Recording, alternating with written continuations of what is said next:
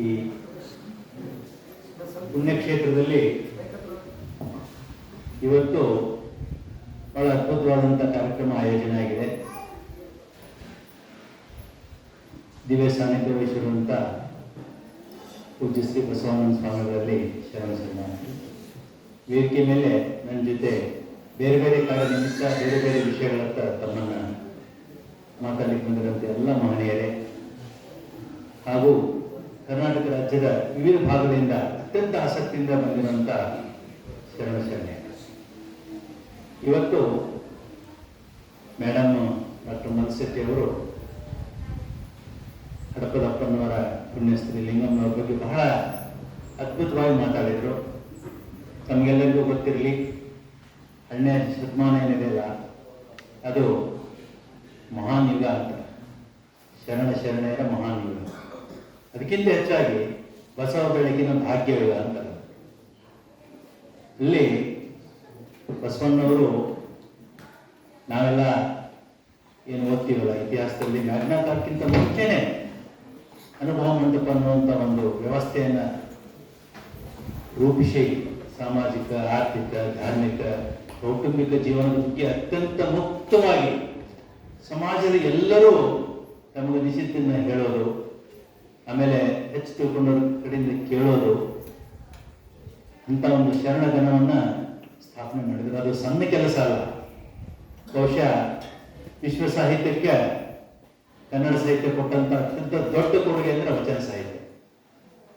ಅದು ಎಷ್ಟು ಸರಳಿದೆ ಅಂದ್ರೆ ಬದುಕಿನ ಸವಾಲುಗಳಿಗೆ ಮೊದಲು ಸವಾಲು ಹೇಳೋದು ವಚನ ರೂಪದಲ್ಲಿ, ಮತ್ತು ಅದಕ್ಕೆ ಉತ್ತರ ಯಾವುದು, ಅದನ್ನು ಓವರ್ಕಮ್ ಮಾಡಬೇಕು, ಹೋಗಲಾಡಿಸ್ಬೇಕು, ಅದನ್ನು ಕೂಡ ಶರಣೆಯರು ಬಹಳ ಅತ್ಯದ್ಭುತವಾಗಿ. ಯಾಕಂದ್ರೆ ಅನುಭವ ಮಂಟಪ ಬಸವಣ್ಣನವರ ಮಹಾನ್ ಪ್ರಯೋಗಶಾಲೆ ಅಂತ. ಬಸವಣ್ಣನವರ ಶಬ್ದಗಳು ಹೆಂಗಿದ್ವು ಅಂದ್ರೆ ಅವು ಬಸವಣ್ಣವರ ವಾಕ್ಯಗಳನ್ನು ಹೇಳ್ತಾ ಬಹಳ ದೊಡ್ಡವ್ರು ಹೇಳ್ತಾರೆ. ಬಸವಣ್ಣವರು ಶಬ್ದಗಾರೊಳಿಗ ಅವರು ಯಾವ ವಿಷಯದ ಬಗ್ಗೆ ಮಾತಾಡ್ತಾರೋ ಅತ್ಯಂತ ಆಳವಾಗಿ ಜನಸಾಮಾನ್ಯರಿಗೆ ತಿಳಿಯೋ ಭಾಷೆಯಲ್ಲಿ ಜನಸಾಮಾನ್ಯರ ಬದುಕಿಗೆ ಒಂದು ಸಾರ್ಥಕತೆಯನ್ನು ಕಲ್ಪಿಸಿಕೊಡ್ಲಿಕ್ಕೆ ಏನು ಸಿಕ್ಕಿದೆ ಅದನ್ನೆಲ್ಲ ಮಾಡಿದಂಥ ಯುಗದ ಮುಂದಾಳರು ನಾವೆಲ್ಲ ಅವ್ರಿಗೆ ಸೇರಿದಂಥ ನಾಡಿನವರು ಅಂತ ಹೇಳ್ಕೊಳ್ಳೋ ದೊಡ್ಡ ಅಭಿಮಾನ, ದೊಡ್ಡ ಹೆಮ್ಮೆ ಸಂಗತಿ. ನಾನು ಧಾರವಾಡ ಕೃಷಿ ವಿಶ್ವವಿದ್ಯಾಲಯದಲ್ಲಿ ಸುಮಾರು 30 ವರ್ಷ ಸೇವೆ ಮಾಡಿ ತದನಂತರ ಇವಾಗ ಭಾರತದ ಸುಪ್ರೀಂ ಕೋರ್ಟ್ನಲ್ಲಿ ನ್ಯಾಯವಾದಿಯಾಗಿ ಕಾರ್ಯ ಪ್ರಾರಂಭ ಮಾಡಿದ್ದೀನಿ. ಇಲ್ಲಿ ತಮಗೆ 2-3 ವಿಷಯ ನಾನು ಇಲ್ಲಿ ಹೇಳ ಬಯಸ್ತೇನೆ. ಯಾಕಂದ್ರೆ ಮುಖ್ಯ ವಿಷಯದ ಬಗ್ಗೆ ಅಂತೂ ಭಾಷಣ ಮಾಡಿದ್ದಾರೆ ಮೇಡಮ್ ಅವರು.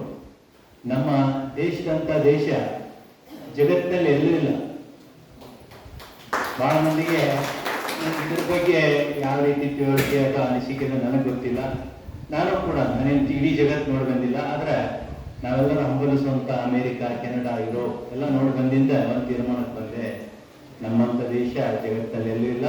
ಹಾಗೇನೆ ನಮ್ಮಂಥ ರಾಜ್ಯ ಕೂಡ ಎಲ್ಲಿ ಇಲ್ಲ, ಕರ್ನಾಟಕ ರಾಜ್ಯ. ಇದನ್ನ ಬಹಳ ಚಂದ ಹೇಳ್ತಾರೆ. ಒಬ್ರು ನೊಬೆಲ್ ಪಾರಿತೋಷಿಕ ಪಡೆದಂಥ ಸಸ್ಯ ವಿಜ್ಞಾನಿ ಒಂದು ಡಿಕ್ಲರೇಷನ್ ಮಾಡ್ತಾರೆ. ಅವ್ರ ಸರ್ವಿಸ್ ಮುಗಿಯೋ ಹೊತ್ತಿಗೆ, ನಾನು ಪೋಸ್ಟ್ ರಿಟೈರ್ಮೆಂಟ್ ಲೈಫ್ ಅಂದರೆ ನಿವೃತ್ತಿ ನಂತರದ ಲೈಫನ್ನು ಯುರೋಪ್ದಲ್ಲಿ ನಾನು ಇರೋದಿಲ್ಲ, ಬೇರೆ ಕಡೆ ಹೋಗ್ತೀನಿ.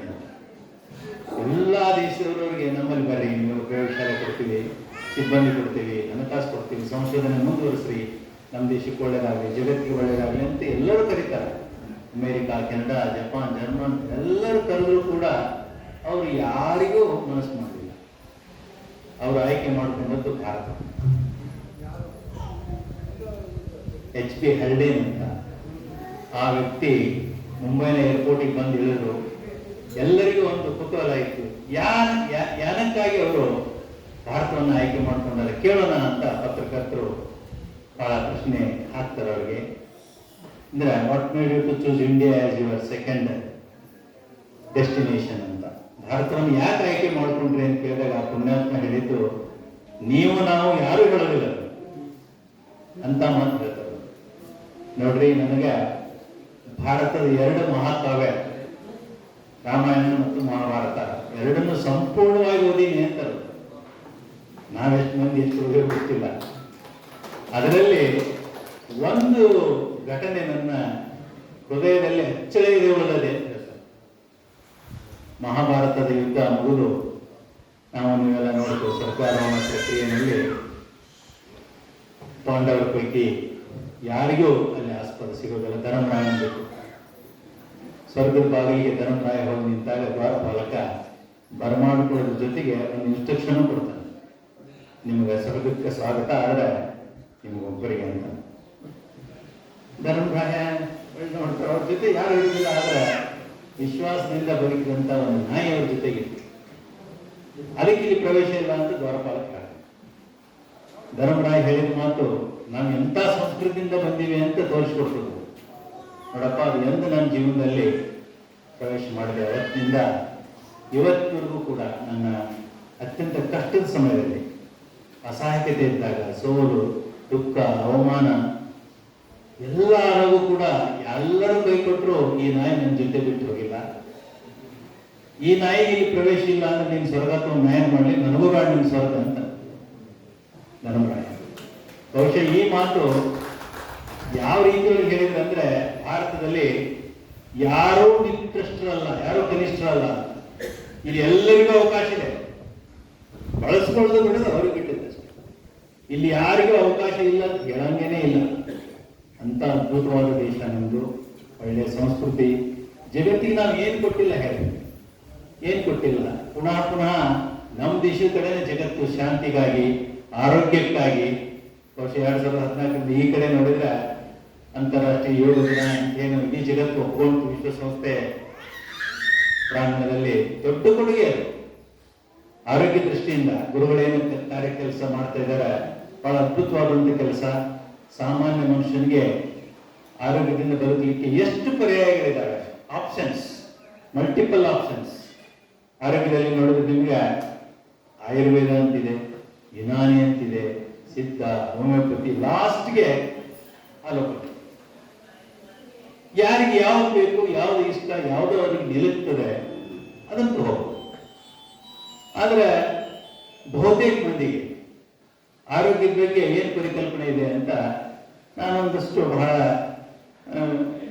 ಕುತೂಹಲದಿಂದ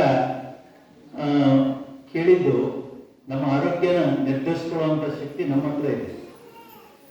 ನೀವ್ಯಾರು ನನ್ನ ಮೊದಲುಗೊಂಡು ನಾನು ಚೆನ್ನಾಗಿದ್ದೇನೆ, ನನಗೆ ಯಾವುದೇ ಸಮಸ್ಯೆಗಳಿಲ್ಲ ಅಂತ ಸಕಾರಾತ್ಮಕವಾಗಿ ಇದ್ರಿ ಅಂದ್ರೆ ನಿಮ್ಗೆ ಯಾವ ಸಮಸ್ಯೆನೂ ಬರೋದಿಲ್ಲ. ನನಗೆ ಅದಾಗುವುದು, ಇದು ಆಗುವುದು, ನಮ್ಮ ಅಪರಾಧಾಗಿತ್ತು, ಇವೆಲ್ಲ ಇಟ್ಕೊಂಡ್ರಿ ಅಂದ್ರೆ ಹನ್ನೆರಡು ಶುರು ಆಗುತ್ತೆ.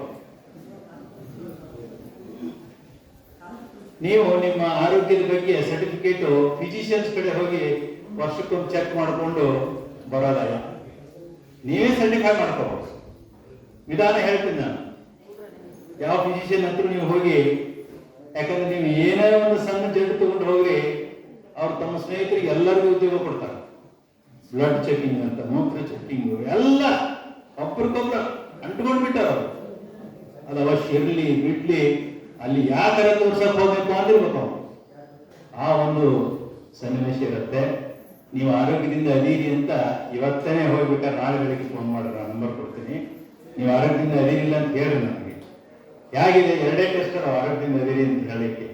ಒಂದು, ಮಲಗಿಗಳೇ ನಿದ್ದೆ ಬರ್ಬೇಕು ನಿಮ್ಗೆ, ಬೆಳಗ್ಗೆ ಆದ್ಮೇಲೆ ಲದ್ದೆ ಬರ್ಬೇಕು. ಇವೆರಡು ಬರೋಬರಿ ಇತ್ತು ಅಂದ್ರೆ ನೀವು ಆರೋಗ್ಯದಿಂದ ಅದೀರಿ ಅಂತ ತಿಳ್ಕೊಳ್ರಿ. ಇಲ್ಲ ಅಂದ್ರೆ ಎಲ್ಲೋ ಒಂದಿದೆ, ಘೋಟಾಳ ಆಗಿದೆ, ನೀವು ಯಾರು ಮುಂದೆ ಹೇಳ್ತಾ ಇಲ್ಲ. ಇಷ್ಟೇ ಇರೋದು ಆರೋಗ್ಯದ್ದು. ನನಗೀಗ 65 ವರ್ಷ, ನಾನು ರಿಟೈರ್ ಆಗಿ 4 ವರ್ಷ ಆಯ್ತು. 62ಕ್ಕೆ ರಿಟೈರ್ ಆಗಿ 5ನೇ ವರ್ಷ. ನಾನು ಒಂದೇ ಒಂದ್ಸಲ ಹಾಸ್ಪಿಟಲೈಸ್ ಆಗಿಲ್ಲ, ಒಂದು ಪೈಸಾ ಮೆಡಿಕಲ್ ಬಿಲ್ ಕ್ಲೇಮ್ ಮಾಡಿಲ್ಲ ಸರ್ಕಾರ. ಆಹಾರ ಪದ್ಧತಿ, ನಿಮ್ಮ ಶರೀರಕ್ಕೆ ನೀವು ದಂಡನೆ ಕೊಡ್ಲಿಲ್ಲ ಅಂದ್ರೆ, ಶರೀರದ ATP ಶಕ್ತಿಯ ಮೂಲ ಕರಗಲಿಲ್ಲ ಅಂದ್ರೆ ಆರೋಗ್ಯ ಎಲ್ಲಿಂದ ಬರುತ್ತೆ ಹೇಳಿ? ಏನೂ ಕೆಲಸ ಮಾಡದೆ 10 ಗಂಟೆಗೆ ಎದ್ದು ಸ್ನಾನ ಮಾಡಿ ಟಿವಿ ಮುಂದೆ ಕುಂದ್ರುವಂತ ಪ್ರವೃತ್ತಿ ಇದೆ ನಮ್ಮ ಹತ್ರ. ನಾವು ಆರೋಗ್ಯದಿಂದ ಇರ್ಲಿಕ್ಕೆ ಸಾಧ್ಯ ಇದೆಯಾ? ಪ್ರತಿಯೊಬ್ರು 8 ತಾಸು ದುಡಿಮೆ ಮಾಡದೇನೆ 2 ಹೊತ್ತು ಊಟ ಮಾಡೋ ನೈತಿಕ ಹಕ್ಕು ಯಾರಿಗೂ ಇಲ್ಲ. ಅದನ್ನು ನೀವು ಪಾಲಿಸ್ರಿ, ನಿಮ್ಗೆ ಆರೋಗ್ಯ ತಂತಾನೆ ಬರ್ತದೆ. ಆಮೇಲೆ ಗುರುಗಳು ಹೇಳುವಂತ ಚಿಕಿತ್ಸಾ ವಿಧಾನಗಳೆಲ್ಲ ಅದ್ಭುತ ನಾನು ನೋಡಿದ್ದೀನಿ. ಒಬ್ಬ ಅತ್ಯಂತ ಶ್ರೀಮಂತ ವ್ಯಕ್ತಿಗೆ ಒಂದ್ಸಲ ಆರಾಮ ತಪ್ತು ಅಂತ ಅನಿಸ್ತದೆ. ಅವ ಹೋಗಿ ಡಾಕ್ಟರ್ ಕಡೆ ತೋರಿಸ್ತಾನೆ, MBBS ಆದ್ರ ಕಡೆ, ನಂತರ MD ಆದ್ರ ಕಡೆ ಹೋದ, ಆಮೇಲೆ DM ಆದ್ರ ಕಡೆ ಹೋದ. ಎಲ್ಲಿನೂ ಅವನ ರೋಗ ಏನು ಅಂತ ಎಲ್ಲಿ ಡಿಟೆಕ್ಟ್ ಆಗೋದು. ಅಲ್ಲಿ ಹೋಗಿ ಇಲ್ಲಿ ಹೋಗಿ ಅಂತ ಹೇಳ್ತಾರ ವಿನಃ ನಿನಗೇನು ರೋಗ ಇದೆ ಅಂತ ಯಾರು ಹೇಳ್ತಾರ. ಕೊನೆಗೆ ಅತ್ಯಂತ ಆ ಕಾಲದ ಶ್ರೇಷ್ಠ ವೈದ್ಯನ ಹತ್ರ ಹೋಗಿ ಪರೀಕ್ಷೆ ಮಾಡಿಸ್ಕೊಂಡಾಗ ಆ ಮನುಷ್ಯ ಹೇಳ್ತಾನಂತ, ನಿಮ್ಗೆ ಎಂಥ ರೋಗ ಬಂದಿದೆ ಅಂದ್ರೆ ಇದು 10 ಲಕ್ಷದಾಗ ಒಬ್ಬರಿಗೆ ಬರ್ತದೆ ಅಂತ ಹೇಳ್ತಾನೆ. ಅವಾಗ ಈ ಮನುಷ್ಯ ಕೇಳಿದಂತಂದ್ರೆ ಏನು, 10 ಲಕ್ಷದಾಗ ಒಬ್ಬೊಬ್ಬರು ರೋಗ ನನಗೆ ಬಂದದಂತೆ ಅಭಿಮಾನ ಪಡ್ಲಿ ಅಂತ ಕೇಳ್ತಾನೆ. ಇದಕ್ಕೆ ಔಷಧಿಗಳ ಕೊರತೆ ಭಾಳ ಇದೆ. ನೀವು ಏನು ಚಿಂತೆ ಮಾಡಬೇಡ್ರಿ, ಆರಾಮಾಗಿ ನಿಮ್ಗೆ ಹೆಂಗೆ ತಿಳಿದೈತೆ ಹಂಗಿರ್ರಿ. ಭಾಳ ಅಂದ್ರೆ ನೀವು ಇನ್ನೊಂದು 3 ತಿಂಗಳ 4 ತಿಂಗಳು ಬದುಕ್ತೀರಿ ಅಂತ ಹೇಳ್ತಾರೆ. ಅತ್ಯಂತ ಶ್ರೀಮಂತಿಗೆ ಹೆಂಗಾಗಿರ್ಬೇಡ, ನೀವೇ ವಿಚಾರ ಮಾಡಿ. ಬದುಕಂದ್ರೆ ಇಷ್ಟೇ ಹೋಗ್ಬಿಡ ಹಂಗಾರೆ. ಹೋಗಿ ಒಂದು ಅಂಗಡಿಯಾಗ ತನಗೆ ಬೇಕಾದ ಬಣ್ಣದ್ದು ಒಂದು 10 ಶರ್ಟು, 10 ಪ್ಯಾಂಟು, 10 ಕೋಟು ಇರಬೇಕು ಅಂತ ಮಜಾ ಮಾಡಿ ಹೋಗ್ಬಿಡ, ನೀರಾದ್ರೆ ಎಸ್ತಿನ. ಸೊ ಅವ ಬಟ್ಟೆ ತಗೊಂಡು ಒಬ್ಬ ಸಿಂಪಿಯನ್ ಹತ್ರ ಹೋಗ್ತಾನೆ ಹೊಲೆಗೆ ಹಾಕ್ಲಿಕ್ಕೆ. ನಿಮ್ಗೆ ಗೊತ್ತದ ಸಿಂಪಿಯರ್ ಈಗ ಎಳ್ಳಿನಲ್ಲಿ ಬೇರೆ ಇತ್ತು. ಈಗ ಒಬ್ಬ ಮನುಷ್ಯ ಟೇಪ್ ಹಿಡ್ಕೊಂಡು ಅಳಿತಿರ್ತಾನೆ, ಇನ್ನೊಬ್ಬ ರಿಜಿಸ್ಟರ್ ಮೇಲೆ ಮುಂದೆ ಬರೀತಿರ್ತಾನೆ. ಸುತ್ತಳತೆ ಇಷ್ಟು, ತೋಳಿಷ್ಟು ಹೇಳ್ತಾ ಅವ ಕಾಲರ್ 18 ಇಂಚು ಅಂತ. ಇವ ಏನು ಈ ವರ್ಷಕ್ಕೆ ಹೋಗಿದ್ದಾನೆ, ಇಲ್ಲ 18 ಬೇಡ, ನಮಗೆ 16 ಸಾಕು. ಅವ ಹೇಳ್ತಾನೆ, ಇಲ್ಲಪ್ಪ 18 ಬರೋಬರ್ ಇದೆ ಅಂತಾನೆ. ಯಾರು ಟೇಲರ್, ಅಲ್ಲಿ ನಂದು ನಿಂದು ಅಂತ ಹೇಳ್ತಾನೆ. ಕೂಲಿ ಕೊಡ್ತೀನಿ, ಹೇಳಿದಷ್ಟು ಕೇಳಂಗೆ ಹೊಲಿದಿದ್ರೆ ಹೊಲಿ, ಇಲ್ಲ ಅಂದ್ರೆ ಒಳ್ಳೆ ಹೋಗ್ತೀನಿ ಅಂತಾನೆ. ಮರ ಹಂಗಿದ್ರೆ ನಾಯಕ್ ಬಾಡಂಗೆ ಹೊಲಿತೀನಿ. ಆದ್ರೆ ಅಂತಾನೆ, ಆದ್ರೆ ನೀನು ಇದಕ್ಕಿದ್ದಂಗೆ ಉಸಿರು ಕಟ್ಟಿದಂಗೆ ಆಗ್ತದೆ, ಹೃದಯ ನಿಂತಂಗೆ ಅನಿಸ್ತದೆ, ಕೌಂಟಿಂಗ್ ಬರ್ತದೆ, ಚಕ್ರ ಬರ್ತದೆ ಅಂತ ಅನಬೇಡ ಅಂತ. 16 ಇಟ್ಕೊಂಡ್ರೆ ಅದು ಬರ್ತದೆ. ಅವಾಗ ಶಾಕ್ ಆಗ್ತದೆ. ಒಬ್ಬ ಡಾಕ್ಟ್ರು ಹೇಳಿರ್ಲಿಲ್ಲ ಅದನ್ನ. ಅವ ನಿಜವಾಗಿದ್ದ ಕಾಯಿಲೆ ಅದೇ. ಅವ ಆಯ್ತಂಗಾರೆ ಏನ್ ಮಾಡೋದು, 18 ಇಂಚ್ ಇಡ್ತೇನೆ ನೋಡ್ರಿ ಅದ್ರ ಮಜಾ ಅಂತ. 18 ಇಂಚ್ ಇಡಿಸ್ಕೊಂಡು ಅತ್ಯಂತ ಸಮರ್ಪಕವಾಗಿ ಬಟ್ಟೆ ಧರಿಸುವಂತ ಹೋದ. ಮುಂದೆ 20 ವರ್ಷ ಬದುಕಿದ. ಅಂದ್ರೆ ಇವೇನದಾವಲ್ಲ ವೈದ್ಯ ವಿಜ್ಞಾನಗಳು ಇರಲಿ, ಆ ವಿಜ್ಞಾನ ಅಲ್ಲಿ ಕಲಿಯೋದು ಬೇಡ. ಆದ್ರೆ ಸಾಮಾನ್ಯ ತಿಳುವಳಿಕೆ ಇರುವಂತ ವ್ಯಕ್ತಿಗಳ ಅನುಭವದ ಮೇಲೆ ಏನು ಹೇಳ್ತಾರಲ್ಲ, ಬಹಳ ಬೆಲೆ ಇರ್ತದೆ. ಗುರುಗಳ ನಿಸರ್ಗ ಚಿಕಿತ್ಸೆನಲ್ಲಿ ತುಂಬಾ ಪ್ರಾವೀಣ್ಯತೆ ಇದೆ. ಹಾಗೇನೆ ಇದು ಆರೋಗ್ಯ ದೃಷ್ಟಿಯಿಂದ ಪರ್ಯಾಯಗಳಲ್ಲಿ ನಿಮಗೆ ಹೇಳಿದೆ. ಇವಾಗ ಕರ್ನಾಟಕದಲ್ಲಿ ಬರದ ಛಾಯೆ ಮೂಡಿದೆ, ಬರ ಬಂದಿದೆ. ರೈತರ ಮನಸ್ಸಿನಲ್ಲಿ ಸಮಾಧಾನ ಇಲ್ಲ. ಧಾರವಾಡದಿಂದ 13-14 ಕಿಲೋಮೀಟರ್ ಆ ಕಡೆ ಹೋಗ್ಬಿಟ್ರೆ ಮಳೆನೇ ಇಲ್ಲ. ನಿನ್ನೆ ನಾನು ಬಿಜಾಪುರಕ್ಕೆ ಹೋಗಿದ್ದೆ, ಅಲ್ಲಿಂದ ಹುಬ್ಳಿ ಮಠ ಬಂದು ಎಲ್ಲಿ ಒಂದು ಮನೆ ಮಳೆ. ಜಾಗತಿಕವಾದಂಥ ಒಂದು ವಿದ್ಯಮಾನ, ಎಲ್ಲಿನೋ ಅಂತ ಕರೀತಾರೆ ಅದಕ್ಕೆ. ಅದು ಹೇಗಾಗತ್ತೆ ಒಂದೇ ಲೈನಲ್ಲಿ ಹೇಳ್ತೀನಿ ನಿಮಗೆ. ನಿಮ್ಮ ಭಾಷೆನಲ್ಲಿ ಹೇಳೋದಾದ್ರೆ, ಪ್ರಪಂಚದ ಏನು 10 ಹಲವಾರು ರಾಷ್ಟ್ರಗಳಲ್ಲಿ ನಮ್ದು ಶ್ರೇಷ್ಠ ನಾಡು ಅಂತ ಏನು ಹೇಳಿದ್ನಲ್ಲ, ಆ ಶ್ರೇಷ್ಠ ನಾಡಿನಲ್ಲಿ ಇದು ಕೂಡ ಬರ್ತದೆ. ಅಂದ್ರೆ ಭಾರತ ಎಂಥ ರಾಷ್ಟ್ರ ಇದೆ ಅಂದ್ರೆ, ಜಗತ್ತಿನಲ್ಲಿರುವಂಥ ಎಲ್ಲ ಮಣ್ಣಿನ ನಮೂನೆಗಳನ್ನು ವಿಶ್ಲೇಷಣೆ ಮಾಡ್ಯಾರ. ಅವು 65 ಟೈಪ್ ಅದಾವ ಅಂತ ಹೇಳಿ. ಭಾರತದಲ್ಲಿ 65 ಪೈಕಿ 48 ಮಣ್ಣು ದೊಡ್ಡ ಹಿರಿಮೆ ನಮ್ಮದು. ಅದರ ಜೊತೆಗೆ ವಿವಿಧ ಆಹಾರ ಪದ್ಧತಿ ಇರುವಂತ ಜನ ಇದೆ. ಆಮೇಲೆ ವರ್ಷದಲ್ಲಿ ಜಗತ್ತಿನ ಯಾವ ರಾಷ್ಟ್ರಕ್ಕೂ ಕೊಡಲಾದಂತ ದೊಡ್ಡ ಸಂಪನ್ಮೂಲ ದೇವರು ನಮಗೆ ಕೊಟ್ಟಾನ, ಅದು ಸೌರಶಕ್ತಿ. 305ರಿಂದ 306 ದಿವಸ ಪ್ರಖರವಾದ ಸೂರ್ಯನ ಬೆಳಕು ಸಿಗೋದು ನಮ್ಮ ದೇಶಕ್ಕೆ ಮಾತ್ರ. ಇದಕ್ಕೆ ಏನಾದ್ರು ಗ್ಯಾರಂಟಿ ಸ್ಕೀಮ್ ಲೈಟ್ ಹಚ್ಚಿ ಕೊಡೋದಾಗಿದ್ರೆ ಏನ್ ಅಂತ ವಿಚಾರ ಮಾಡಿ. ಅಂದ್ರೆ ಇಂಥ ಒಂದು ನೈಸರ್ಗಿಕ ಕೊಡುಗೆ ನಮ್ಮ ದೇಶಕ್ಕೆ ಬಂದಿದೆ. ಇದಕ್ಕಿಂತ ಒಂದು ಹೆಚ್ಚು ಮುಂದೆ ಹೇಳ್ತೇನೆ, 12 ತಿಂಗಳಲ್ಲಿ 4 ಥರದ ಮಳೆಗಾಲ ಬರುತ್ತೆ ನಮಗೆ. ಮಾರ್ಚ್, ಏಪ್ರಿಲ್, ಮೇ ಮುಂಗಾರು ಪೂರ್ವ ಮಳೆಗಳಂತೆ. ಜೂನ್, ಜುಲೈ, ಆಗಸ್ಟ್, ಸೆಪ್ಟೆಂಬರ್ ದೇಶದ ಆರ್ಥಿಕತೆಯ ಜೀವನೇ ಅಲ್ಲಿರೋದು ಮನ್ಸೂನ್. ಅದನ್ನೇ ನಾವು ಅನುಭವಿಸ್ತಾ ಇದ್ದೀವಿ. 73ರಿಂದ 75% ಮಳೆ ಬರುವಂತ ಜೂನ್ ಟು ಸೆಪ್ಟೆಂಬರ್ನಲ್ಲಿ ನಮಗೆ ಮಳೆ ಬರ್ತಾ ಇಲ್ಲ. ಮುಂದೆ ಅಕ್ಟೋಬರ್, ನವೆಂಬರ್, ಡಿಸೆಂಬರ್ಗೆ ಈಶಾನ್ಯ ಮಾನ್ಸೂನ್ ಮಳೆ ಬರ್ತದೆ. ನೀವು ವಿಚಾರ ಮಾಡಿ, ದೇಶದಲ್ಲಿ ಎಷ್ಟು ಚಂದ ಹಂಚಿಕೊಂಡಲ್ಲ ಅಂದ್ರೆ ಕೇವಲ ಆಂಧ್ರದ ಕರಾವಳಿ, ತಮಿಳುನಾಡಿಗೆ ಮಾತ್ರ ಮಳೆ ಬರ್ತದೆ. ಮುಂದೆ ಜನವರಿ, ಡಿಸೆಂಬರ್ಗೆ ಮಳೆ ಬರ್ತದೆ. ನಮಗೆಲ್ಲ ಉತ್ತರ ಭಾರತದಲ್ಲಿ ಬರ್ತದೆ. ಚಳಿಗಾಲದ ಮಳೆ ಅಂತಾರೆ ಅವರು. ನಾವು ಚಳಿಗಾಲದ ಮಳೆ ಬಂದ್ರೆ ಇದು ಕೆಳಗಾಲ ಮಳೆ ಅಂತೀವಿ. ಅಲ್ಲಿ ಮಳೆ ಯಾಕೆ ಬರೋದು ಅಂತ ತಾರೀಕು ಕಾಯ್ತಾರೆ. ಯಾಕೆ ಕಾಯ್ತಾರೆ ಅಂದ್ರೆ ಅದ್ಭುತವಾದಂತ ವಿದ್ಯಮಾನ ಉತ್ತರ ಭಾರತದಲ್ಲಿ. ನೀವು ಡೆಲ್ಲಿಗೆ ಹೋಗ್ರಿ ನಾಳೆ ನವೆಂಬರ್ನಲ್ಲಿ ಅದು ಗೊತ್ತಾಗುತ್ತೆ. ಮೂಲಂಗಿ ಎಷ್ಟು ಉದ್ದ ಇರ್ತವೆ, ಗಾತ್ರಿನೂ ಎಷ್ಟು ಉದ್ದ ಇರ್ತವೆ.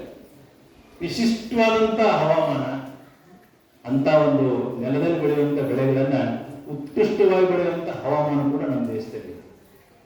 ಇದಕ್ಕಿಂತ ಹೆಚ್ಚು ಅಂದ್ರೆ ಜಗತ್ತಿನಲ್ಲಿ ಒಂದು 100 ಎಕರೆ ಭೌಗೋಳಿಕ ಪ್ರದೇಶ ಇದ್ರೆ ಸಾಗುವಳಿಗೆ ಅನುಕೂಲ ಆದಂತ ಪ್ರದೇಶ ಕೇವಲ ಸರಾಸರಿ 11 ಎಕರೆ ಇದೆ. 89 ಎಕರೆ ಗುಡ್ಡಗಾಡ ಇರುತ್ತೆ, ವ್ಯವಸಾಯಕ್ಕೆ ಯೋಗ್ಯ ಇರೋದಿಲ್ಲ. ಆದ್ರೆ ಭಾರತದಲ್ಲಿ ಪ್ರತಿ 100 ಎಕರೆಗೆ 41 ಎಕರೆ ಸಾಗುವಳಿ ಯೋಗ್ಯ ಭೂಮಿ ಇದೆ. ಅದಕ್ಕಂತ ನಮ್ಮ ದೇಶದ ಈ ವರ್ಷದ ಆಹಾರ ಉತ್ಪಾದನೆ 357 ಮಿಲಿಯನ್ ಟನ್ ಆಗಿದೆ. ಒಂದು ಕಾಲ ಇತ್ತು ನಾವು ಬೇರೆ ರಾಷ್ಟ್ರ ತರ್ತಿದ್ವಿ, ಆದ್ರೆ ಇವತ್ತು ಹಂಗಿಲ್ಲ. ನಾವೇ ನಮ್ಗೆ 1 ವರ್ಷ ಬರಗಾಲ ಬಂದರೂ ನಾವೇನು ಚಿಂತೆ ಮಾಡಬೇಕಾದಿಲ್ಲ, ಅಷ್ಟು ಆಹಾರ ಸಂಗ್ರಹ ನಮ್ಮ ಹತ್ರ ಇದೆ. ಈ ಒಂದು ಭದ್ರತೆ ಏನಿದೆಯಲ್ಲ, ಇದು ರೈತರ ಒಂದು ಪರಿಶ್ರಮ ಜೊತೆಗೆ ನಿಸರ್ಗ ನಮ್ಗೆ ಕೊಟ್ಟಿರುವಂತಹ ಅವಕಾಶ. ಈ ವರ್ಷ ಸ್ವಲ್ಪ ಮಳೆ ಹಚ್ಕೊಳ್ಳೋಕೆ ಇದೇನು ದೊಡ್ಡದಲ್ಲ. ನಾವೆಲ್ಲರೂ ಒಂದು ಭರವಸೆ ಇಟ್ಕೊಳ್ಳೋಣ. ಭಾರತದ ವಾರ್ಷಿಕ ಸರಾಸರಿ ಮಳೆ 1708 ಮಿಲಿಮೀಟರ್ ಇದೆ.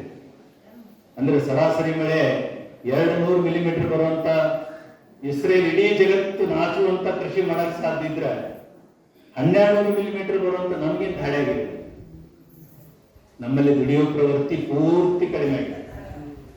ಕೃಷಿ ಅಂದ್ರೆ ಬಹಳ ಮಜಾ ಮಾತಾಡ್ತಾರೆ. ನಾನು ನೋಡಿದ್ದೀನಿ, ಯಾರು ಹೊರಗೆ ಹೋಗುದಿಲ್ಲ ಅವರೇ ಕೃಷಿ ಬಿಟ್ಟು ಮಾಡ್ತಾರೆ. ಹಸಿರು ಟವಲ್ ಹಾಕೊಂಡು ಅದು ಆಗ್ಬೇಕು ಇದು ಆಗ್ಬೇಕು ಅಂತ. ಮೊನ್ನೆ ನಾನು ಯಾವುದೋ ಒಂದು ಸನ್ನಿವೇಶದಲ್ಲಿ ಹೇಳಿದೆ, ನೀವೇ ದೇಶದ ಪ್ರಧಾನಿ ಆದ್ರೂ ನೀವೇನು ಹೇಳ್ತೀರಿ ಅದನ್ನು ಮಾಡೋಕ್ಕಾಗೋಲ್ಲ, ಸುಮ್ಮನೆ ಕೂಡ್ರಿ.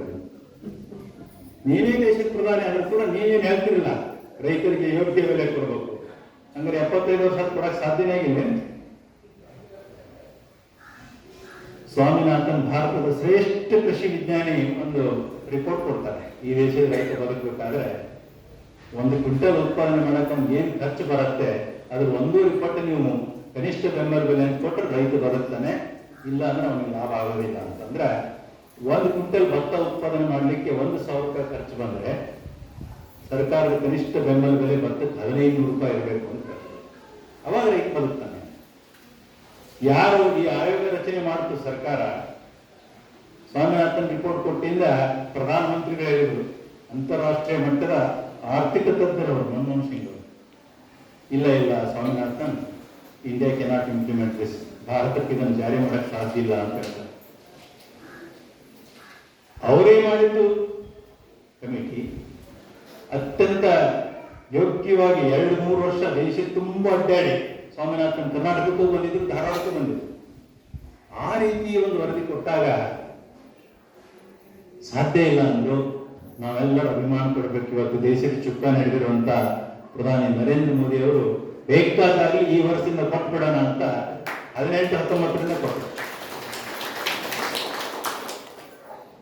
1300 ರೂಪಾಯಿದಂತ ಭತ್ತದ ಬೆಲೆ 2100 ಚಿಲ್ಲರೆ, 1400 ಚಿಲ್ಲರೆ ಇದ್ದಂತ ಗೋಧಿ ಬೆಲೆ 2300 ಆಯ್ತು. ನಿಮ್ಗೆಲ್ಲ ಗೊತ್ತಿರಲಿ, 2020-21 ಸುಮಾರು ಕರೋನಾ ಟೈಮು ಇಂದ ಮುಂದೆ ದೇಶದ ರಾಜಧಾನಿಗೆ ರೈತ ಚಳವಳಿ 1 ವರ್ಷಗಟ್ಟಲೆ ನಡೆಯಿತು. ನಾವ್ಯಾರೂ ಪ್ರಶ್ನೆ ಮಾಡಲಿಲ್ಲ. ಚಳವಳಿ ಮಾಡ್ತಾ ಇದ್ದವರು ಕೇವಲ ಪಂಜಾಬ್ ರೈತ. ದೇಶದ 27 ರಾಜ್ಯದಲ್ಲಿ ಎಲ್ಲಿಯೂ ಅದ್ರ ಬಗ್ಗೆ ವಿರೋಧ ಇಲ್ಲ. ಪಂಜಾಬ್ನವರು ಮಾತ್ರ ಆ ಚಳವಳಿ ಮಾಡ್ತಾ ಇದ್ರು. ಅವ್ರು ಯಾಕೆ ಮಾಡ್ತಾ ಇದ್ರು ಅಂತ ಒಂದು ಸೂಕ್ಷ್ಮವಾಗಿ ನಿಮ್ಗೆ ಹೇಳ್ತೇನೆ, ಅವಾಗ ಗೊತ್ತಾಗತ್ತೆ. ಆ ಕಾಯ್ದೆನಲ್ಲಿ ಅತ್ಯಂತ ಕ್ರಾಂತಿಕಾರಕ ಬದಲಾವಣೆ ಮೋದಿಜಿ ಪ್ರಪೋಸ್ ಮಾಡಿದ್ರು. ರೈತನು ಹೊಲದಾಗಿಂದನ ಅವನು ಬೆಳೆದಂತ ಮಾಲಗಳನ್ನು ಖರೀದಿ ಮಾಡ್ಲಿಕ್ಕೆ ವ್ಯವಸ್ಥೆ ಮಾಡಿದ್ರು. ಪ್ರತಿ 7 ಕಿಲೋಮೀಟರ್ಗೆ APMC ಬರುವಂತ ವ್ಯವಸ್ಥೆ ಮಾಡಿದ್ರು. ಪಂಜಾಬ್ ರೈತರು ದೊಡ್ಡ ಸಾಗುವಳಿ ಇರುವಂತ ಜಮೀನ್ದಾರ. ಅವರು ಆ ರಾಜ್ಯದಲ್ಲಿ ಸಣ್ಣ ಪುಟ್ಟ ರೈತರನ್ನು ಪೂರಾ ಜಮೀನು ಕಸ್ಕೊಂಡ್ಬಿಟ್ಟಾರೆ, ಹಿಡ್ಕೊಂಡಾರ. ಅವ್ರಿಗೆ ಅನುಕೂಲ ಇದ್ದ ರೊಕ್ಕ ಕೊಟ್ಟು ಒಂದಕ್ಕೆ ಅವ್ರ ಬಡ್ಡಿ ಹಾಕಿ ಪೂರಾ ದೊಡ್ಡ ಇಳುವರಿ ಅಂತ ಈ ಪಂಜಾಬ್ ರೈತರು ಅವ್ರೇನ್ ಮಾಡ್ತಾರೆ ಅಂದ್ರೆ, ಸರ್ಕಾರ ಬೆಂಬಲ ಬೆಲೆ ಏನು ಕೊಡ್ತದಲ್ಲ, ಈ ರೈತರ ಏನು ಮಾರಾಟ ಮಾಡೋದನ್ನ ರೈತರ ಹತ್ರ ತಾವೇ ತಗೊಂತಾರೆ. ಹೋಗಿ ಎಲ್ಲನೂ ತಗೊಂಡು ಸರ್ಕಾರದ ಬೆಂಬಲ ಬೆಲೆಗೆ ತಾವು ಮಾರ್ತಾರೆ. ಹಿಂಗಾಗಿ ಅಗರ್ಭ ಶ್ರೀಮಂತ ರೈತರು ಅಂದ್ರೆ ಪಂಜಾಬ್. ಮೋದಿಜಿಗೆ ಅದು ಗೊತ್ತಿತ್ತು. ಆದ್ರೆ ವಿರೋಧ ಶಕ್ತಿಗಳು, ಭಾರತವನ್ನ ಚೆನ್ನಾಗಿರೋ ಭಾರತವನ್ನ ನೋಡದೇ ಇರುವಂತ ವಿಧ್ವಂಸಕ ಶಕ್ತಿ ಇರುವಂತ ರಾಷ್ಟ್ರಗಳು ಬೇರೆ ಬೇರೆ ರೀತಿ ಚಳವಳಿ ಮಾಡೋರಿಗೆ ಕುಮ್ಮಕ್ಕು ಕೊಟ್ಟರು. ಮೋದಿಜಿ ಅವತ್ತು ನಾನು ಭಾಷಣ ಕೇಳಿದ್ದೀನಿ, ಟೆಲಿವಿಷನ್ ಅಲ್ಲಿ ಬಂದರು. ಅವ್ರ ಮುಖದಲ್ಲಿ ಒಂದು ವಿಷಾದದ ಛಾಯೆ ಇದೆ. ಅವ್ರು ಒಂದೇ ಮಾತು ಹೇಳಿದ್ರು, ಬಹಳ ಬುದ್ಧಿವಂತರು ಒಂದೇ ಮಾತು ಹೇಳ್ತಾರೆ, ನಾನು ದೇಶದ ರೈತರ ಸಲುವಾಗಿ ಈ ಕಾನೂನು ತಂದಿದ್ದೆ, ಆದ್ರೆ ಇವತ್ತು ದೇಶದ ಕಾನೂನು ವ್ಯವಸ್ಥೆ ಸಲುವಾಗಿ ಅದನ್ನು ವಾಪಸ್ ತಗೊಂತಾ ಇದ್ದೀನಿ. ಗೊತ್ತಿತ್ತು ಇವರು ದಂಧೆ ಮಾಡ್ತಾರೆ, ಬಂಗ್ಲಾದೊಳಗಾದಂಥ ದಂಧೆಯಲ್ಲಿ ಆಗೋದಿತ್ತು, ನೇಪಾಳದಲ್ಲಿ ಆದಂಥ ದಂಧೆಯಲ್ಲಿ ಆಗೋದಿತ್ತು, ಶ್ರೀಲಂಕಾದಲ್ಲಿ ಆದಂಥ ದಂಧೆಯಲ್ಲಿ ಆಗೋದಿತ್ತು, ಗುಪ್ತಚರ ಮಾಹಿತಿ ಸರ್ಕಾರಕ್ಕೆ ಬಂದಿತ್ತು, ಅತ್ಯಂತ ಜಾನ ನಡೆ ವಾಪಸ್ ತಗೊಂಡು ಚಿಕ್ಕದಾಗಂತೆ ನೋಡೋಣ. ಅಂದ್ರೆ ಈ ದೇಶದಲ್ಲಿ ರೈತರು ಕೂಡ ಎಚ್ಚೆತ್ಕೋಬೇಕು.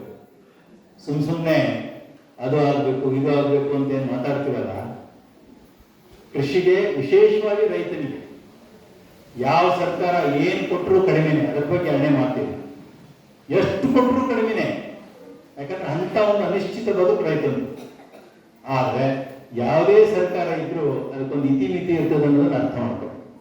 ದೇಶದ ಆದಾಯ ಇಷ್ಟಪ್ಪ, ರಕ್ಷಣೆಗಿಷ್ಟು, ಆರೋಗ್ಯಕ್ಕಿಷ್ಟು, ಶಿಕ್ಷಣಕ್ಕಿಷ್ಟು, ದೇಶದ ಎಲ್ಲ ಹಂಚು ಹೋಗ್ಬೇಕಲ್ಲ. ಈಗ ಸಾಲ ಮನ್ನಾ ಇವೆಲ್ಲ ಧ್ವನಿಗಳು ಬರ್ತಾ ಇದಾವೆ.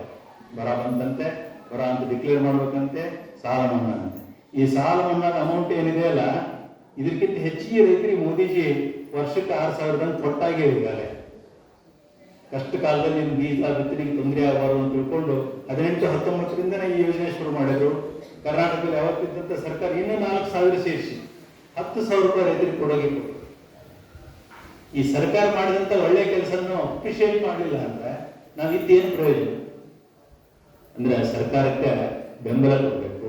ಎಂಥದೇ ವಿಷಯ ಇರಲಿ, ಅಭಿಪ್ರಾಯ ಸ್ವಾತಂತ್ರ್ಯ ಎಲ್ಲರಿಗೂ ಇದೆ, ನಿಮ್ಗೆ ಅನಿಸಿದ್ದು ಹೇಳೋದಿದೆ. ಆದ್ರೆ ಒಂದು ಚರ್ಚೆಗೆ ಕೂತಾಗ ಒಂದು ನಾವು ತಿಳ್ಕೋಬೇಕು, ಈ ಜಗತ್ತಿನಲ್ಲಿ ಪರಿಹಾರ ಇಲ್ಲದಂಥ ಸಮಸ್ಯೆ ಯಾವುದೂ ಇಲ್ಲ. ಆದ್ರೆ ನಾವು ಪರಿಹಾರದ ಭಾಗ ಆಗಿರ್ಬೇಕು. ಬರೇ ಹಿಂಗೆ ನಾವು ಕೈ ಮಾಡಿ ತೋರಿಸಿದ್ರೆ ಅದಲ್ಲ. ಅಂದ್ರೆ ನಮ್ಮ ಕಡೆ 4 ಅದಾವು, ಅದನ್ನ ನಾವು ಮಾಡಿಲ್ಲ ಅಂತ. ಇದು ನೈಜ ಸ್ಥಿತಿ. ಕೃಷಿ ಸಂಬಂಧಪಟ್ಟಂಗೆ ಅಲ್ಲಿನೂ ಪರ್ಯಾಯ ಇದೆ. ನೈಸರ್ಗಿಕ ಕೃಷಿ ಇದೆ, ಸಾವಯವ ಕೃಷಿ ಇದೆ, ಇನ್ನೊಂದು ಪರ್ಯಾಯ ಇದೆ, ಸಮಗ್ರ ಕೃಷಿ ಇದೆ. ನೈಸರ್ಗಿಕ ಕೃಷಿ ಬಗ್ಗೆ ಮಾತಾಡೋರು ಹೇಳ್ತಾರೆ, ಅದ್ಭುತವಾದಂಥ ಪರಿಕಲ್ಪನೆ ಇಲ್ಲ ಅಂದ್ರೆ ಯಾರು? ಅದ್ಭುತವಾದಂಥ ಪರಿಕಲ್ಪನೆನೇ ಅದು. ಸಾವಯವ ಕೃಷಿ ಅದು ಕೂಡ ಅದ್ಭುತವಾದ ಪರಿಕಲ್ಪನೆ. ನಾನು ಒಂದು 6 ವರ್ಷ ಈ ಸಾವಯವ ಕೃಷಿ, ನೈಸರ್ಗಿಕ ಕೃಷಿ, ಸಮಗ್ರ ಕೃಷಿ ಈ ಯೋಜನೆಯ ಮುಖ್ಯಸ್ಥ ಆಗಿದ್ದೆ ರಾಣೆಬೆನ್ನೂರು ತಾಲೂಕು ಹನುಮಮಟ್ಟಿನಲ್ಲಿ. ನಾವು ಪ್ರಮುಖವಾದಂಥ ಆಹಾರ ಧಾನ್ಯದ ಬೆಳೆಗಳು, ಬೇಳೆಕಾಳು ಬೆಳೆ, ವಾಣಿಜ್ಯ ಬೆಳೆಯಾದಂಥ ಹತ್ತಿ, ಮುಸ್ಕಿನ ಜೋಳ, ಈ 3 ಪದ್ಧತಿನಲ್ಲಿ ಬೆಳೆದು ಅವಲೋಕನ ಮಾಡಿದ್ವಿ 6 ವರ್ಷ ಕಂಟಿನ್ಯೂಸ್ ಆಗಿ. ನಮಗೆ ಕಂಡು ಬಂದಂತ ಧನಾತ್ಮಕ ಅಂಶಗಳು, ಪಾಸಿಟಿವ್ ಫೀಚರ್ಸ್ ಅಂದ್ರೆ ಈಗೇನು ಪೋಷಕಾಂಶ ಪೂರೈಸಲಿಕ್ಕೆ ಜೀವಾಮೃತ, ಬೀಜಾಮೃತ, ಕೊಟ್ಟಿಗೆ ಗೊಬ್ಬರ, ಹಸಿರು ಗೊಬ್ಬರ, ಹಸಿರೆಲೆ ಗೊಬ್ಬರ, ಬೆಳೆ ಪರಿವರ್ತನೆ, ಮಿಶ್ರ ಬೆಳೆ, ಅಂತರ ಬೆಳೆ ಅಂತ ಏನು ಹೇಳ್ತೀವಲ್ಲ, ಇದರಿಂದ ಸಸ್ಯಗಳಿಗೆ ಬೇಕಾಗುವಂಥ ಪೋಷಕಾಂಶಗಳನ್ನು, ರಾಸಾಯನಿಕಗಳನ್ನು ಬಿಟ್ಟು ಪೂರೈಕೆ ನಾವು ಮಾಡಬಹುದು. ಆ ಶಕ್ತಿ ಇದೆ.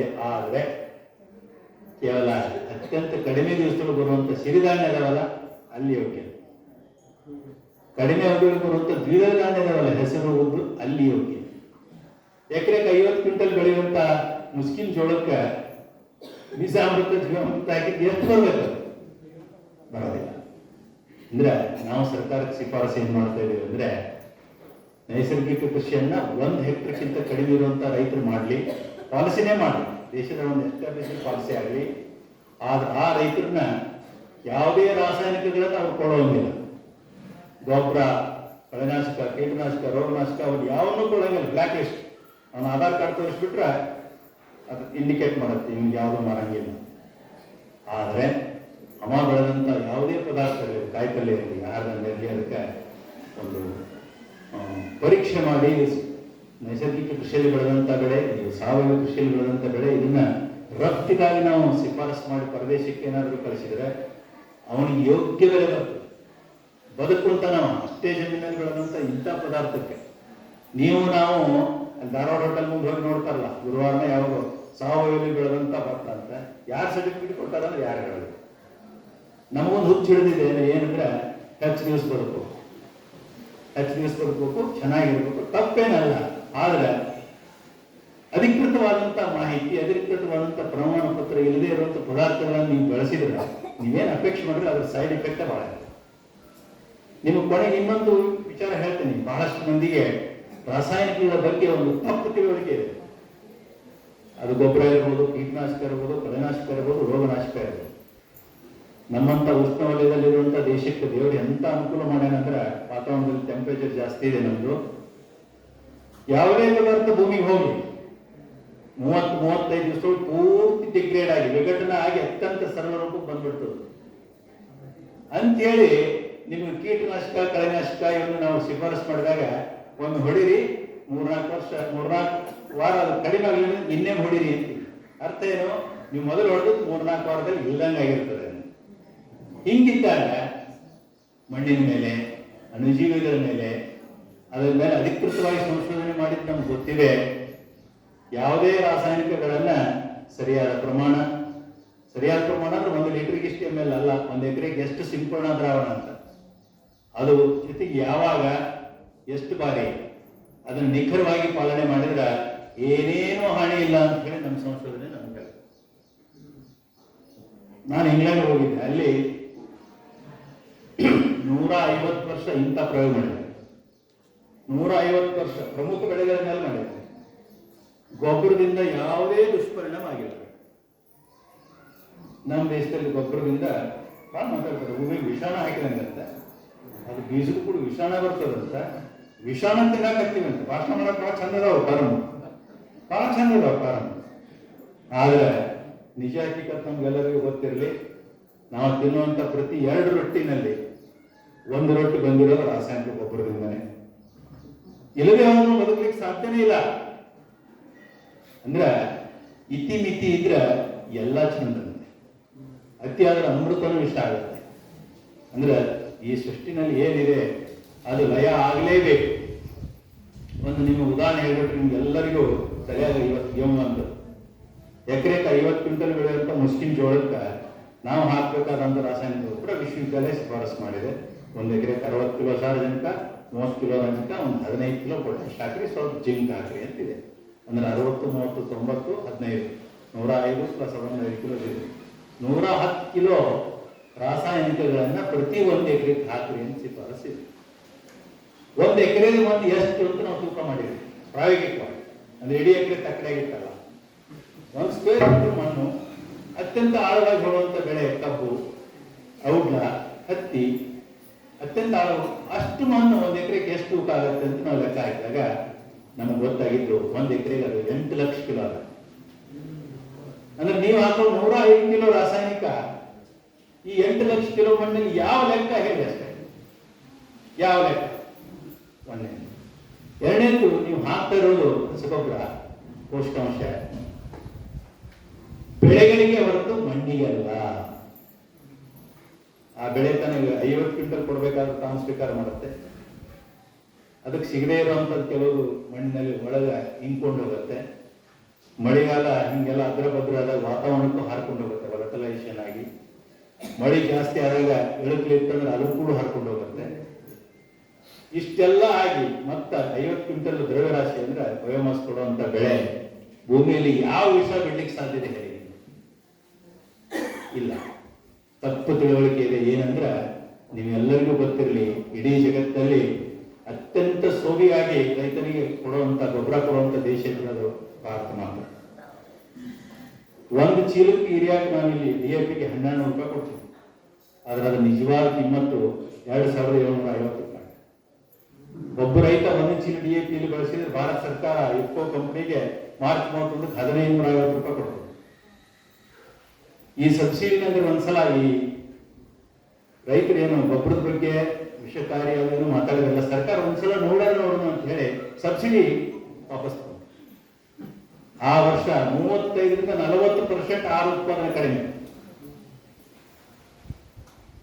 ಅಂದ್ರೆ ರಾಸಾಯನಿಕಗಳ ಬಳಕೆ, ಈ ಕೊಟ್ಟಿಗೆ ಗೊಬ್ಬರ, ಎರೆ ಗೊಬ್ಬರ, ಹಸಿರೆಲೆ ಗೊಬ್ಬರ, ಹಸಿರು ಗೊಬ್ಬರ, ಅಂತರ ಬೆಳೆ, ಬೆಳೆ ಪರಿವರ್ತನೆ ಇವನ್ನೆಲ್ಲ ಮಾಡಿಕೊಂಡು ನೀವು ಬೇಕಾದ ಬೆಳೆಗೆ ನಮ್ಮ ಶಿಫಾರಸು ತಗೊಳ್ರಿ, ನಾವು ಗೊಬ್ಬರ ಜೊತೆಗೆ ಒಂದು 10 ಟನ್ ಕೊಟ್ಟಿಗೆ ಗೊಬ್ಬರ ಹಾಕ್ರಿ ಅಂತ ಹೇಳ್ತೀವಿ. ಅದರ ಬಗ್ಗೆ ಯಾರು ವಿಚಾರ ಮಾಡೋದಿಲ್ಲ.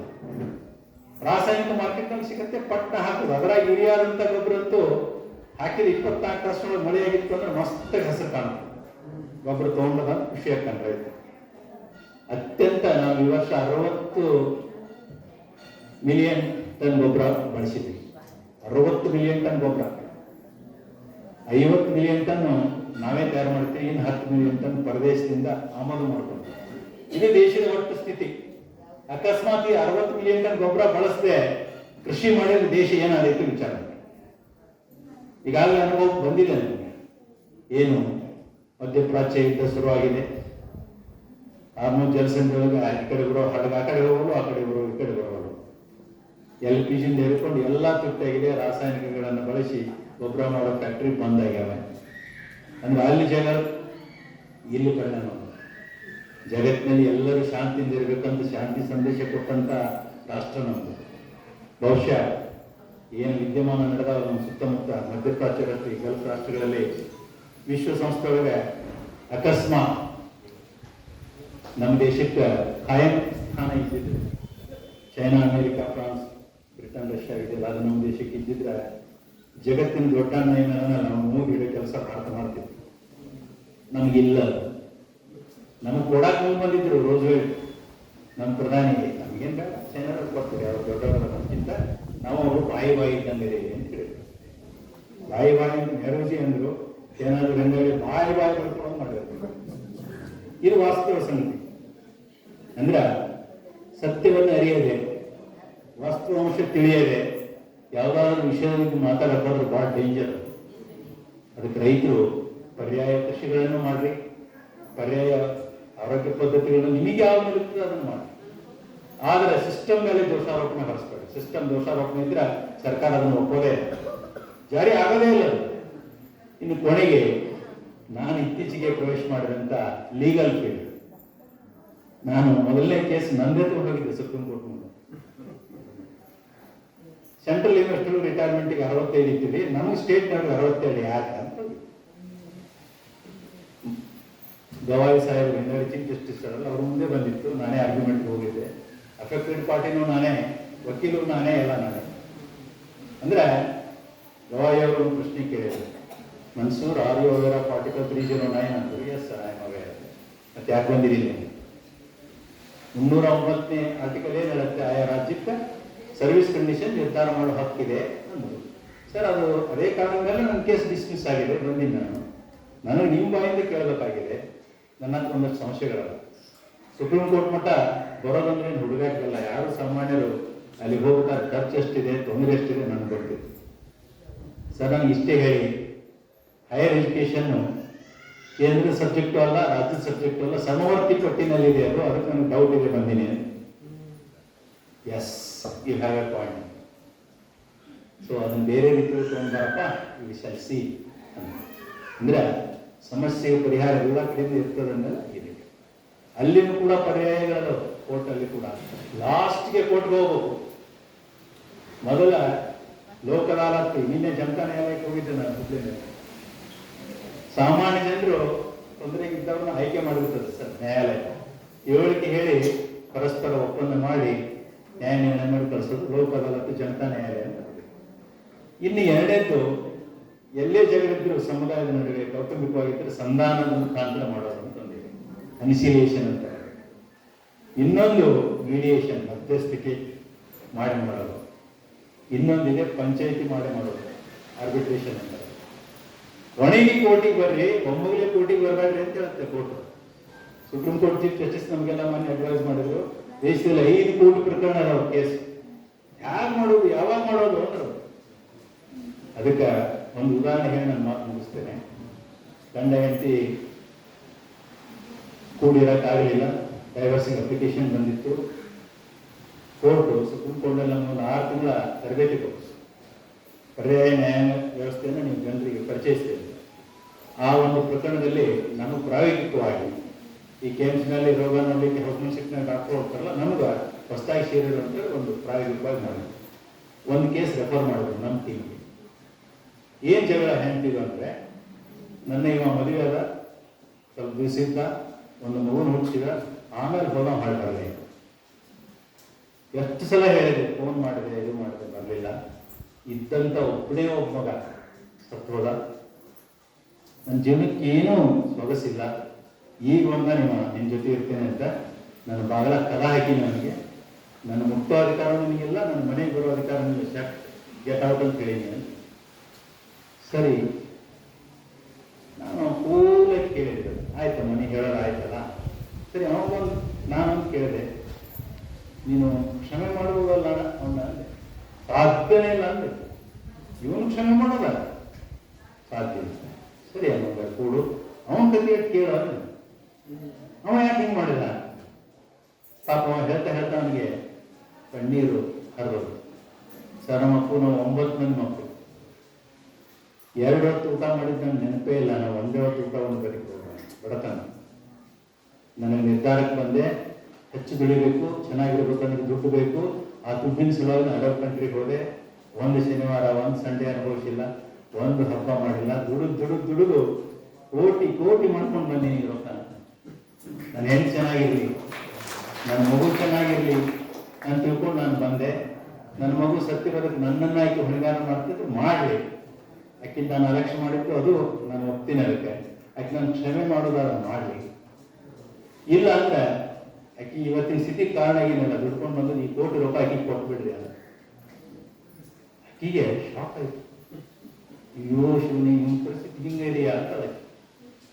ನೋಡಿ, ಯಾರು ಕ್ಷಮೆ ಮಾಡಕ್ಕೆ ತಯಾರಿದ್ದಿಲ್ಲಲ್ಲ, ಆಕೆನೇ ಕ್ಷಮೆ ಕೇಳಿ, ಐ ಆಮ್ ಸಾರಿ ಮಿಸ್ಟರ್, ನಾವು ಚೆನ್ನಾಗಿರೋಣ, ನಮ್ಗೆ ಇನ್ನೇನು ದೊಡ್ಡ ವಯಸ್ಸಾಗಿಲ್ಲ, ಮಕ್ಕಳು ಆಗ್ಬೋದು, ಇಬ್ಬರಿಗೂ ಮಾಲಿ ಹಾಕಿ ಕೋರ್ಟಿಂದ ಕಳಿಸಿ. ಇದೇ ಮ್ಯಾಟರ್ ನೀವು ಕೋರ್ಟಿಗೆ ತೊಗೊಂಡು ಹೋಗ್ರಿ, 10 ವರ್ಷ ಹಿಡಿತದೆ. ಅಷ್ಟೊತ್ತಿಗೆ ನಿಮ್ಗೆ ಮದುವೆ, ಗೃಹಸ್ಥಾಶ್ರಮ ಇದ್ರ ಬಗ್ಗೆ ಆಸಕ್ತಿನೇ ಹೋಗ್ಬಿಡುತ್ತೆ.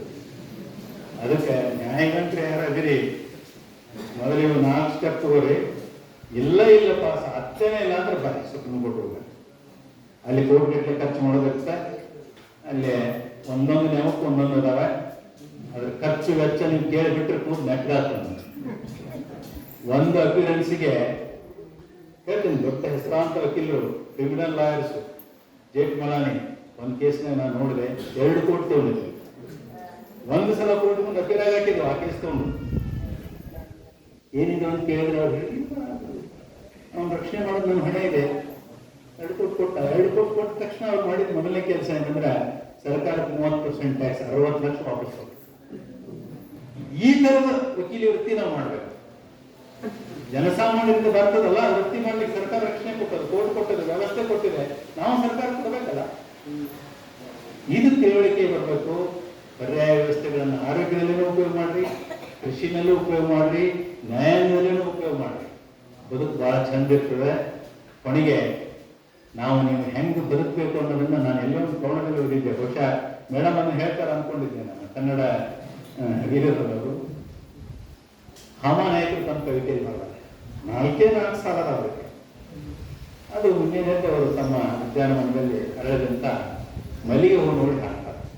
ಸ್ಫೂರ್ತಿ ಬರ್ತದೆ, ಓ ಮಲ್ಲಿಗೆ ಕಾಕಡ ನೀನೆಷ್ಟು ಪಾಕಡ, ಓ ಮಲ್ಲಿಗೆ ಕಾಕಡ ನೀನೆಷ್ಟು ಪಾಕಡ, ಕಣ್ಣು ಬಿಟ್ಟೆ ಗಡಗಡ ಕೆಳಗೆ ಬಿದ್ದೆ ಬಡಬಡ, ಕಣ್ಣು ಬಿಟ್ಟೆ ಗಡಗಡ ಕೆಳಗೆ ಬಿದ್ದೆ ಬಡಬಡ. ನೀರು ಒಂದೇ ದಿನ, ನಿನ್ನ ಆಯುಷ್ಯ ಒಂದೇ ದಿನ, ಆದ್ರೂ ನಿನ್ನ ಜೀವನ ಪ್ರಮಾಣ. ನೀನು ನನ್ನ ಮನೆಯ ನಂದನ, ನಿನಗೆ ನನ್ನ ಬಂಧನ ಅಂತ. ಕೊನೆಗೆ ಆಯುಷ್ಯವಂತವು ಸಮಾಜಕ್ಕೆ ಉಪಕಾರಿಯೇ ಬರುತ್ತದೆ. ಹಂಗೆ ನಾವು ಕೂಡ ನಮ್ಮ ಜೀವನ ಹೇಗಿರ್ಬೇಕಂತ ಹೇಳ್ತಾರೆ ಅವರು. ಲೋಕ ಸೇವೆಗಾಗಿ ಆತುರದ ಆಗಮನ ಅಂತ ಬಸವಣ್ಣನ ಸ್ವಾಮಿಗಳು ಹಂಗೆ ಬಂದರು. ಆತುರವಾಗಿ ಬಂದಾರ ಅವರು ಲೋಕ ಸೇವೆಗಾಗಿ. ಕರ್ತವ್ಯ ಮುಗಿದ ಮೇಲೆ ನಿಶ್ಚಿಂತೆ ನಿರ್ಗಮನ. ಸಾವು ಯಾಕೆ ಬಂತು, ಯಾಕೆ ಬರ್ತೈತಿ, ನೋ ವರಿ. ನಾವೆಲ್ಲರೂ ಹೆಂಗೆ ಬದುಕಬೇಕು ಅಂದ್ರೆ, ಈಗ ಬೆಂಗಳೂರಿನ ಧಾರವಾಡ ಬರ್ಬೇಕಾದ್ರೆ ಹುಬ್ಳಿ ಬಂದರೆ ಲಗೇಜ್ ತಯಾರು ಮಾಡ್ಕೊಂತೀವಿ, ಧಾರವಾಡ ಪ್ರಕಾರ ಬರುತ್ತಲೇ ಮೆಟ್ಟಿಗೆ ಬಂದು ನಿಂತಿರ್ತೀವಿ. ಹೌದು, ಹಂಗೆ ಸಾವನ್ನ ಸ್ವೀಕಾರ ಮಾಡೋ ಮನಸ್ಥಿತಿ ನಮ್ಗೆ ಬರ್ಬೇಕಂತ.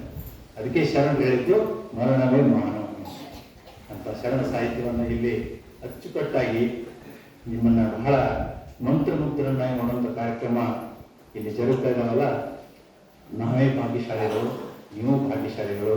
ಎಲ್ಲರಿಗೂ ದೇವರು ಒಳ್ಳೇದು ಮಾಡಲಿ. ಜೈ ಹಿಂದ್, ಜೈ ಕರ್ನಾಟಕ.